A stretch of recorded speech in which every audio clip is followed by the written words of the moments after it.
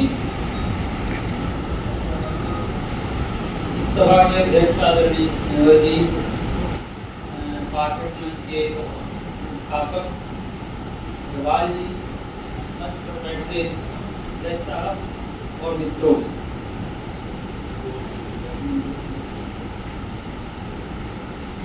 बहुत अच्छी बातें अभी कई संक्षेप में अशोक भाई, अशोक साहब आपका नाम है, आपसे कहा था मुलाकात होती है जी, मैं कोरिलेट नहीं कर पा रहा था।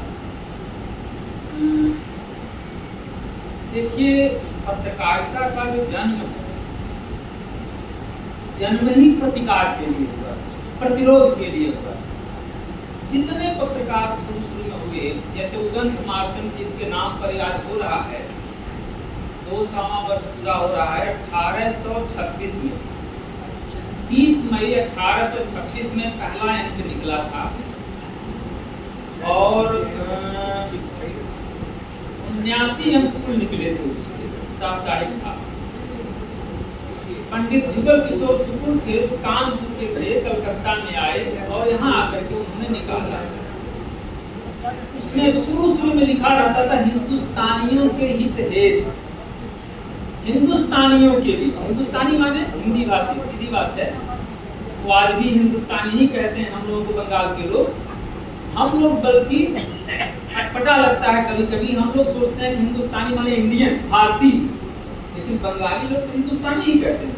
इसी अर्थ में उन्होंने कहा था और अखबार चल नहीं पाया।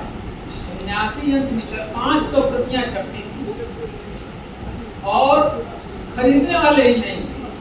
डाक से भेजने का प्रयास किया हिंदी क्षेत्रों में, तो इतना महंगा पड़ता था कि भेजने में ज्यादा सफल नहीं हुए और 79 अंक निकालने के बाद अखबार बंद हो गया। लगभग 18-19 महीने निकला था। उसी दौर में उसके बाद जितने अखबार निकले, उर्दू के या हिंदी के जितने अखबारों का इतिहास आप पढ़ेंगे तो लगेगा ये जान पर खेल करके अखबार निकालते थे और कई लोगों ने जान दे दिया। उर्दू का अखबार था, 1857 में निकला था, मौलवी मोहम्मद बाकर उसके संपादक थे, दिल्ली उर्दू अखबार 1857 में छपा। हडसन के आदेश से दिल्ली गेट के बाहर मैदान में उस संपादक को गोली मार दी गई और उस अखबार की सारी प्रतियां चुन चुन करके जला दी। ये अखबार का मामला। पैगामे आजादी निकाला था 1857 में अजीमुल्ला खान ने, 1857 में, अब लोग नाम नहीं लेते हैं। पैगामे आजादी की प्रतियां बाद में चुन चुन करके रखी गई और अजीमुल्ला खान को देश छोड़ करके भाग जाना पड़ा। नेपाल के जंगलों में कहां गायब हो गए पता ही नहीं चला। शुरू के अभी बैठे हुए थे हमारे बगल में, बता रहे थे कि चौथी पीढ़ी के हैं हम। ये जो भारत मित्र अखबार जब निकला, वाजपेयी जी, अंबिका प्रसाद वाजपेयी, भारत मित्र लंबे समय तक चला। उसमें कई बड़े पत्रकार जुड़े थे। 1878 में शुरू हुआ, लेकिन लंबे समय तक अखबार चला और बाल मुकुंद गुप्त और जो है तमाम सारे लोग, जो है बहुत सारे लोग उससे जुड़े हुए थे। तो दुर्गा प्रसाद मिश्र भी थे, बहुत सारे लोग थे उस अखबार की। ये जो वाजपेयी जी, नहीं, अमृतलाल चक्रवर्ती की बात नहीं कर रहा हूँ, बंगवासी निकालते थे। बंगवासी के संपादक थे जो है ये जो अमृतलाल चक्रवर्ती, अंबिका प्रसाद चक्रवर्ती, नहीं, अमृतलाल चक्रवर्ती, हाँ नाम तो बोल रहा हूँ। उन्होंने लिखा है, मैं पढ़ रहा था, उन्होंने लिखा है कि अंतिम दौर में उनके पास एकदम पैसे नहीं थे, तो उस समय कोई गणेश सिंह भदौरिया, उनको उन्होंने पत्र लिखा कि कल तक अगर कुछ पैसे नहीं मिल जाएंगे तो मेरा परिवार खत्म हो जाएगा, मेरे पास अफीम के लिए 2 आने पैसे भी नहीं। इसी तरह से हमारे बहुत बड़े संपादक थे, आप सब जानते हैं, महावीर प्रसाद द्विवेदी, सरस्वती निकालते थे। अंतिम दिनों में उनके पास पैसे की इतनी किल्लत हुई कि डॉक्टर बलदेव प्रसाद मिश्र, जो रायगढ़ के दीवान थे, मध्य प्रदेश में रायगढ़ है, उसके दीवान थे, उनको चिट्ठी लिखी उन्होंने कि अब मेरी वृद्धावस्था अंतिम दौर में है, मेरे पास एकदम पैसे नहीं हैं, अगर कुछ सहयोग नहीं मिला तो हम खाने बगैर मर जाएं। तो उनसे कुछ पैसे मिले तो अंत में 2-3 साल रोज उनकी कटी। ये पत्रकारों की स्थिति। तो पत्रकारिता जो है वो समाज के लिए, प्रतिरोध के लिए, व्यवस्था के खिलाफ, यानी जो शासक वर्ग था, जैसे भारत मित्र के जो संपादकों में ये भी थे, क्या नाम है, बाल मुकुंद गुप्त जी। बाल मुकुंद गुप्त ने शिव संत के चिट्ठे लिखा, उसमें कई शिव संत के नाम से लिखते थे, और उसमें लॉर्ड कर्जन, जो विक्टोरिया मेमोरियल हॉल बनाया, तो लॉर्ड कर्जन को उन्होंने डायरेक्ट लिखा, शिव संत के नाम से, छद्म नाम से लिखते थे, और उन्होंने कहा सीधे सीधे कि लॉर्ड साहब, आपने 2 ही काम जो किया है, एक काम किया है विक्टोरिया मेमोरियल हॉल बनाया, और दूसरा काम किया दिल्ली दरबार बनाया। इन दो जहां देश की जो रियासतें थी, उनके जो राजे महाराजे थे, वो जाकर के सलामी दिया था वहां। उन्होंने कहा कि इन 2 कामों से जनता का क्या लेना देना, जनता को क्या लाभ। इस तरह से उन्होंने चुनौती दी।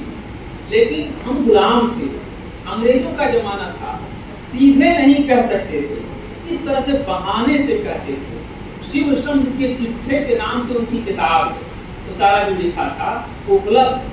उसमें कैसे लिखते हैं, ऐसे ही निराला, सूर्यकांत त्रिपाठी निराला, मतवाला इसी कलकत्ते से निकलता था, और उदंत मार्तन तो कोलूटोला से निकलता था, कोलूटोला जो वहीं से निकलता था। तो मतवाला जब निकला तो उसमें शिवपूजन सहाय थे, और महादेव सेठ थे, महादेव प्रसाद सेठ जो संपादकीय लिखते थे, और निराला की कविता होती थी उसमें, खींचो न कमानों न तलवार निकालो, ये कविता उस पर रहती थी।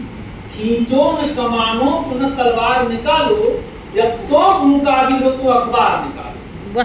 यानी तोप का मुकाबला जब सामने करना है तो अखबार निकालो, अखबार से मुकाबला करना है। यानी ये अखबार जो होते हैं ये तोप से मुकाबला करने के लिए होते थे, ये रहता था उस पर।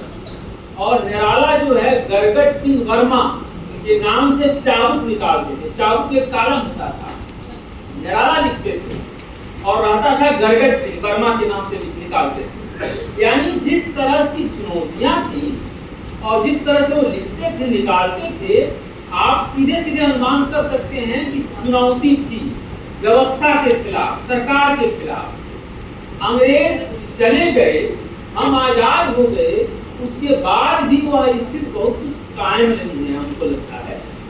अभी हमारे पहले बैठे हुए थे एक गुप्ता जी, IPS जो है, रिटायर्ड IPS, बता रहे थे, तो बिल्कुल ठीक कह रहे थे कि आज की स्थिति बहुत फर्क है। आजाद जब हम हुए, उसके बाद आजादी के दौरान जितने लोग हुए हैं जो बदलाव चाहने वाले हैं, संघर्ष करने वाले हैं, वो सब अखबार निकाले, पत्रिकाएं निकाली। गांधी जी इंडियन ओपिनियन निकालते थे, एंड इंडिया निकालते थे, नवजीवन निकालते थे, सारे अखबार गांधी जी का निकाला हुआ। भगत सिंह केवल 23 साल की उम्र में फांसी पर चढ़ गए। आज तो हम कल्पना करते हैं, आश्चर्य होता है, 4 भाषाओं में वो आदमी लिखता है, मूलतः पत्रकार।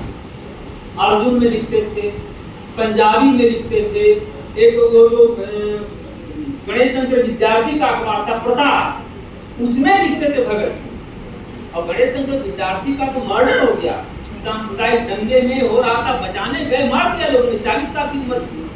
तो इस तरह से अखबार निकालने वाले लोग जो है व्यवस्था के खिलाफ खड़े थे, प्रतिरोध में ही सारे अखबार निकले। और बहुत लंबे समय तक आजादी हमें मिल गई, तब तक यह तेवर बचा हुआ। आजादी के बाद कम से कम मैंने जो पढ़ाई की है, मैंने जो अखबार पत्रिकाएं पढ़ी हैं, खासतौर पर हरगुजुग या साप्ताहिक हिंदुस्तान, यहाँ बहुत सारे लोग दौर से गुजरे होंगे। रघुवीर सहाय निकालते थे, तिरमान, अद्भुत पत्रिका, मन खुश हो जाता था। एक पत्रिका मिलती थी, बुद्धिजीवी की पत्रिका थी, हरगुजुग निकलता था, साप्ताहिक हिंदुस्तान निकलता था, कमलेश्वर निकालते थे, सारिका। इन सब में साहित्य भी रहता था, लेकिन लगता नहीं था कि किसी बड़े घराने के पत्रिकाएं थी, छोटे लोग नहीं निकाल पाते थे। ये सब मालिक नहीं थे, लेकिन संपादक थे और मालिकों का दबाव नहीं महसूस करते थे, लगता था खुद करके लिखते थे।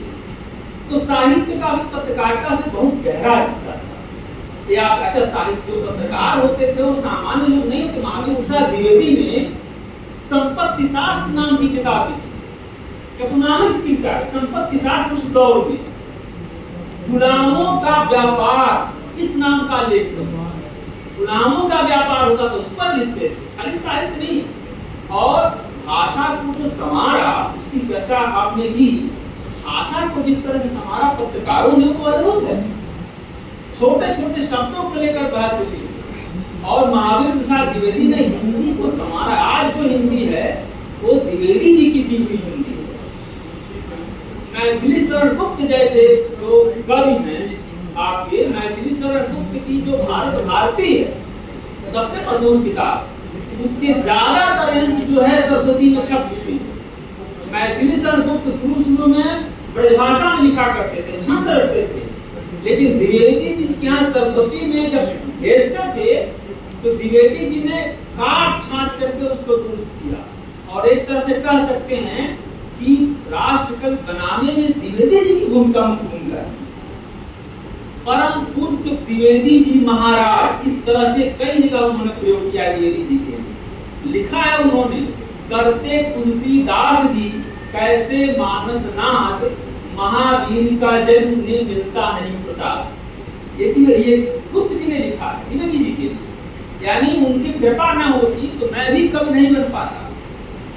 ये पत्रकार की भूमिका थी। यानी ये पूरा दौर ऐसा दौर है कि जिसको हम बहुत गौरवशाली परंपरा रही है। और आजादी के बाद भी जो हमने देखा है कि बहुत अच्छा संबंध था साहित्य और पत्रकारिता का, और पत्रकारों के ऊपर अधिकार था पत्रकारों को, वो समझौता नहीं करते थे और न तो मालिक का दबाव होता था। अब जो दौर आया है, खास तौर पर मैंने कल नेवर जी ने बुलाया था और वो सागर मंथन कार्यक्रम में, वहाँ मैंने एक भेद खोल दिया और वो भेद मैं यहाँ भी कर ले रहा हूँ, क्योंकि मैंने जो महसूस किया है 20-25 साल पहले, वो चीज अब मैं कल्पना नहीं कर सकता कितना फर्क आया है। जैसे मैं यहाँ 94 में आया कलकत्ता में, तो बहुत जल्दी कलकत्ता विश्वविद्यालय का अध्यक्ष बन गया, क्योंकि रीडर के रूप में आया था, अनुभव था और वहाँ और पहले लोग हो चुके थे। तो मुझे पश्चिम बंग हिंदी एकेडमी में भी शामिल कर लिया सदस्य के। अब मैं शामिल होने लगा तो वहाँ कॉमरेड ज्योति बसु मंत्री थे और सत्यसाधन चक्रवर्ती जो है शिक्षा मंत्री थे, वो उपाध्यक्ष। उनकी उपस्थिति होती थी, बैठकें होती थी, अच्छा काम हो रहा था। लेकिन वहाँ आमतौर पर जब सत्यसाधन चक्रवर्ती आते थे तो सदस्य लोग उनकी चापलूसी में लगे रहते थे, देख करके बड़ा घाटा लगता था और काम कम होता था। तो अच्छा, मैं नया था, मैं विरोध करने की स्थिति में ज्यादा नहीं था, 1997-98 की बात है। तो मैंने क्या किया, एक रास्ता निकाला, विवेकानंद भट्टाचार्य के नाम से लेख लिखा है पश्चिम बंग हिंदी एकेडमी के खिलाफ, उसके कार्यक्रमों के खिलाफ और बंगाल की जो हिंदी नीति है इसके खिलाफ वो लेख लिखा। और मिदनापुर के किसी गांव का झूठा पता लिख करके प्रभात खबर को भेज दिया। प्रभात खबर अखबार निकलता था उस समय, प्रभात खबर ने छाप दिया, बहुत बढ़िया छापा, जगह देकर के छापा। उसके बाद मेरा मन बढ़ गया, मैं बार बार लिखने लगा, बार बार छपने लगा। 20 लेख मेरे प्रभात खबर ने छापे, हिंदी पश्चिम बंगाल की सरकार के खिलाफ, हिंदी की नीति उसके खिलाफ और हिंदी एकेडमी की समस्याओं को लेकर। कम से कम 20 लेख तो छपे ही। 2 साल तक लगातार लिखता रहा, छपता रहा। अंत में 1998 में जब पुनर्गठन हुआ पश्चिम बंग हिंदी एकेडमी का, तो देखा कि एक नाम है विवेकानंद भट्टाचार्य। मुझे चक्कर आ गया कि यह आदमी, ये सरकार जो है ये भी पता नहीं कर रही है कि आदमी है भी नहीं है, इसका गांव कहाँ है, घर कहाँ है, रहने वाला कहाँ है, कुछ नहीं पता। पश्चिम बंग हिंदी एकेडमी का 1998 की जो नोटिस है, जो गठन हुआ है, उसको देख लीजिए। उसमें विवेकानंद भट्टाचार्य मौजूद है। सबका पता है, उनका पता ही नहीं। मुझे ये लगा कि जो व्यक्ति सरकार के खिलाफ लगातार लिख रहा है, उस व्यक्ति को उन्होंने शामिल कर दिया। आज मैं सोचता हूँ क्या यह संभव है? ना तो प्रभात खबर के लोग सरकार के खिलाफ मैं लिखूं, कोई लिखे तो छापेंगे भी नहीं, और अगर छापेंगे भी तो कम से कम कमेटी में तो नहीं शामिल करेंगे। ये बदलाव हुआ है, ये 25 साल के भीतर का बदलाव मैं कह रहा हूँ। मैं लिखता था, एक अखबार दिल्ली का है, लगातार कम से कम 10 साल तक लिखा, उसमें नाम नहीं लूंगा, बड़ा अखबार है, पैसा वैसा भी भेजते थे, तो पैसे की कमी रहती थी उस जमाने में, तो छपता था, तो पैसा भी देते थे, मैं लिखता था, छप रहा था। कम से कम 12-13 साल मैंने लिखा उसमें। उसके बाद आज से कम 8 साल पहले, 10 साल पहले, 10-11 साल पहले, वहाँ के जो फीचर संपादक का फोन आया, हमने लेख लिखा, तो उनका फोन आया कि सर अब हमारे अखबार की पॉलिसी बदल गई है, हम प्रो गवर्नमेंट ही छापते हैं। तब से मैंने लिखना बंद कर दिया। ये बदलाव, अब प्रो गवर्नमेंट ही छापते हैं। पहले अखबार आम लोग निकालते, जो काम करने वाले, संघर्ष करने वाले थे, वो निकालते थे। अब सारे अखबार बड़े बड़े घरानों के अखबार हैं। अखबारों का काम है कि जो मालिक है उसकी छवि निर्मित करना, उसको बढ़िया से अच्छा व्यक्ति बने, उसका उभार हो, और मैनेजमेंट का काम करना। अखबार उनके संपादक जो है, संपादकीय अपने मन से नहीं लिखता, चाहे जो मैं महसूस कर रहा हूँ, क्योंकि मैं पाठक हूँ, और एक पाठक की हैसियत से मैं अपनी बात कह रहा हूँ। मैं यहाँ भी रहता हूँ, गोरखपुर जाता हूँ तो वहाँ भी अखबार, मैं गोरखपुर जाता हूँ तो अखबार अपने लिए मंगाता हूँ, तो हर दूसरे तीसरे दिन अखबार बदलना पड़ता है। अरे ये तो बहुत खराब है, खाली गवर्नमेंट की तो कुछ भी थोड़ा सा तो करो भाई। आप बताइए कि हमारे देश में आज भी कम से कम 75-80% किसान है कि नहीं? किसानों के कितने समाचार अखबारों में होते हैं? मजदूरों की कितनी समस्याएं अखबारों में आती हैं? अखबार पूरी तरह से अब जो सत्ता है, व्यवस्था है, उसके पोषण का काम करते हैं।